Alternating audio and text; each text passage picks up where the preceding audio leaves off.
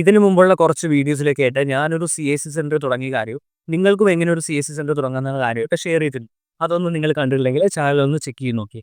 അതിനുശേഷം കുറച്ച് പേര് എങ്ങനെയാണ് സി.എസ്.സി സെന്റർ നടത്തിക്കൊണ്ടുള്ള ക്ലാസ്സൊക്കെ നമുക്ക് അവൈലബിൾ ആണെന്ന് ചോദിച്ച് മെസ്സേജ് അയച്ചിരുന്നു. സി.എസ്.സിയുടെ ഭാഗത്ത് നിന്ന് ഓൾറെഡി നമുക്ക് ക്ലാസ്സസ് കാര്യങ്ങളുണ്ട്, ഓൺലൈൻ മീറ്റിംഗ് ഉണ്ട്, ഫിസിക്കൽ മീറ്റിംഗ് ഉണ്ട്.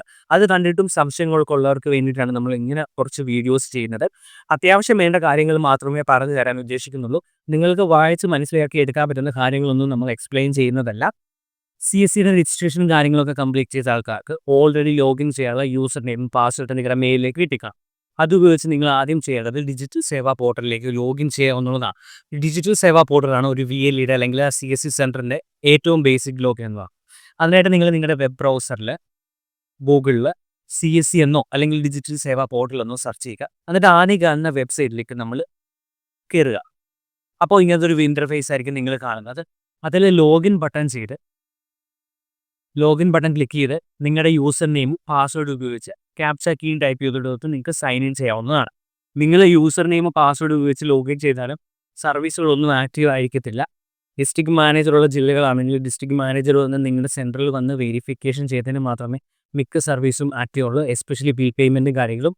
അപ്പോൾ ഡിസ്ട്രിക്ട് മാനേജർ ഇല്ലാത്ത ജില്ലകളാണെങ്കിൽ ഒരു മാസം കൊണ്ട് അല്ലെങ്കിൽ ഒരു 2-3 ആഴ്ച കൊണ്ട് നിങ്ങൾക്ക് സർവീസുകളെല്ലാം ആക്റ്റീവ് ആയിരിക്കുന്നതായിരിക്കും. നിങ്ങൾ ലോഗിൻ ചെയ്ത് കഴിയുമ്പം ഇത്തരത്തിലൊരു ഇൻ്റർഫേസ് ആയിരിക്കും ലോഡായി വരുന്നത്.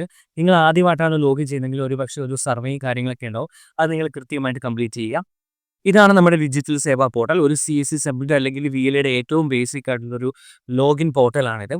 ഇതിൻ്റെ ഡീറ്റെയിൽ ആയിട്ടുള്ള കാര്യങ്ങൾ നമ്മൾ പിന്നെ അവതരിപ്പിക്കുന്നതായിരിക്കും. ഇപ്പോൾ ഇതിലോട്ടൊരു ഇൻട്രൊഡക്ഷൻ മാത്രമാണ് പറയുന്നത്. നിങ്ങൾ ആദ്യമായിട്ട് ലോഗിൻ ചെയ്യുന്ന സമയത്ത് സർവീസുകളൊന്നും ആക്റ്റീവ് ആകില്ല. ഒരാഴ്ച കൊണ്ടാണ് പല സർവീസും ആക്റ്റീവ് വരുന്നത്. പിന്നെ നിങ്ങളുടെ ഡിസ്ട്രിക്ട് മാനേജർ നിങ്ങളുടെ സെൻറ്ററിൽ വന്ന് ഒരു ഫോട്ടോ ഒക്കെ എടുത്ത് വെരിഫിക്കേഷൻ കംപ്ലീറ്റ് ചെയ്ത് നിങ്ങൾ കഴിയുമ്പോഴായിരിക്കും എല്ലാ സർവീസും ആക്റ്റീവ് ആകുക. പോർട്ടലിൻ്റെ ഇൻ്റർഫേസ് നിങ്ങൾ അത്യാവശ്യം നല്ലപോലെ നോക്കി മനസ്സിലാക്കുക. നിങ്ങൾക്ക് വായിച്ചെടുക്കാൻ പറ്റുന്ന കാര്യങ്ങൾ, വായിച്ച് മനസ്സിലാക്കാൻ പറ്റുന്ന കാര്യങ്ങൾ നമ്മൾ എക്സ്പ്ലെയിൻ ചെയ്യുന്നതായിരിക്കില്ല. ഈ ഭാഗത്തുള്ളത് ക്വിക്ക് ആക്സസ് സർവീസാണ്. ഇവിടെയാണ് പുതുതായിട്ട് വരുന്ന നോട്ടിഫിക്കേഷനും കാര്യങ്ങളും കാണിക്കുന്നത്. താഴത്തേക്ക് പോയി കഴിഞ്ഞാൽ ഷോർട്ട് കട്ട് ഉണ്ട്. നമുക്ക് തന്നെ ഓരോ സർവീസ് നമുക്ക് പെട്ടെന്ന് ആവശ്യമുള്ള സർവീസ് ഇവിടെ ആഡ് ചെയ്ത് കൊടുക്കാവുന്നതാണ്. പിന്നെ ഇവിടെയുള്ളത് പുതുതായിട്ട് വരുന്ന സർവീസും കാര്യങ്ങളാണ്. ഇത് നമ്മൾ ഇതിവിടെ കാണിക്കുന്നത് വെച്ചാൽ നമ്മൾ ചെയ്ത ട്രാൻസാക്ഷൻ കാര്യങ്ങളാണ്. ഈ ഒരു സെക്ഷനും പുതുതായിട്ട് വന്ന സർവീസും കാര്യങ്ങളൊക്കെയാണ് കാണിക്കുന്നത്. പിന്നെ ഇവിടെ ഇമ്പോർട്ടൻ്റ് ആയിട്ട് എന്തെങ്കിലും ഉണ്ടെങ്കിൽ ഇവിടെ നമുക്ക് ഓരോന്നായിട്ട് ഡിസ്പ്ലേ ആവുന്നതായിരിക്കും.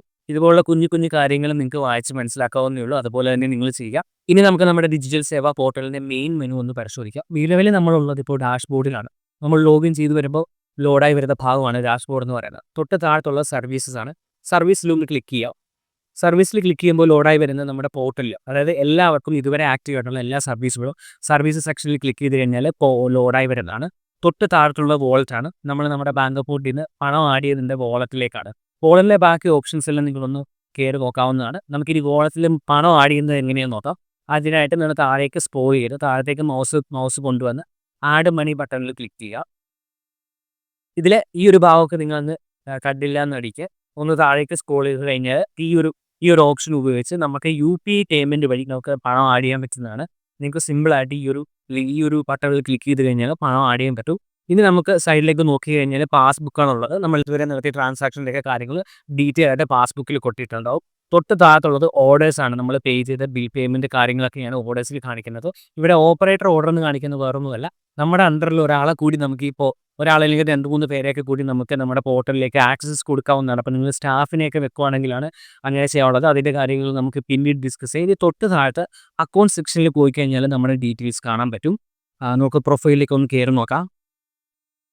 ഇവിടെ നിങ്ങളുടെ ഡീറ്റെയിൽസ് എല്ലാം കാണിക്കുന്നതായിരിക്കും. ഇവിടെ BPPS എന്നൊരു സെക്ഷനുണ്ട്. BBTS നിങ്ങൾ നോക്കുക. ഇവിടെ നിങ്ങൾക്ക് നിലവിൽ ഒന്നും ആക്റ്റീവ് ആയിരിക്കത്തില്ല. നിങ്ങളുടെ സെൻറ്ററിൽ ഡിസ്ട്രിക്ട് മാനേജർ വന്ന് ഒരു വെരിഫിക്കേഷനൊക്കെ നടത്തിയാൽ മാത്രമേ ഈ കാര്യങ്ങളൊക്കെ ആക്റ്റീവ് ആവുള്ളൂ. നിങ്ങളുടെ പ്രൊഫൈലൊക്കെ നിങ്ങളൊന്ന് കയറി നോക്കിക്കോളൂ.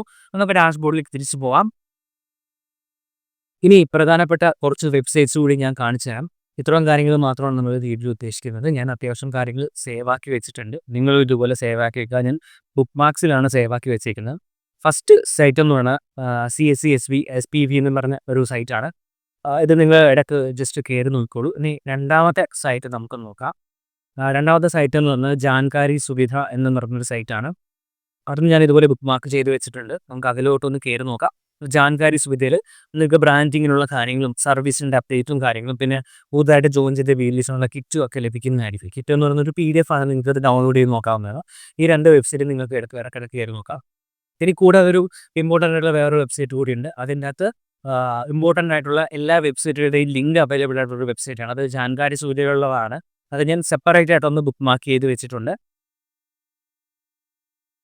ഇതാണ് ഇമ്പോർട്ടൻ്റ് ആയിട്ടുള്ള വെബ്സൈറ്റ്. നിങ്ങളുടെ login name, user name, password ഉപയോഗിച്ച് നിങ്ങൾക്ക് ലോഗിൻ ചെയ്യാവുന്ന വെബ്സൈറ്റുകളാണിത്. ഇത് നിങ്ങൾ തുടക്കത്തിൽ ഡിജിപേ, ഡിജിറ്റൽ സേവാ പോർട്ടൽ, CSC ഇൻഷുറൻസ്, പിന്നെ അതുപോലെ തന്നെ CSC സഫാർ, പിന്നെ അതുപോലെ തന്നെ അടുത്തായിട്ടുള്ളത് CSC അക്കാഡമിയൊക്കെ ഒന്ന് ലോഗിൻ ചെയ്തോളൂ. നിങ്ങൾക്ക് അത്യാവശ്യം ഇൻകം ജനറേറ്റ് ചെയ്യാൻ പറ്റുന്ന മാർഗ്ഗങ്ങളാണ്.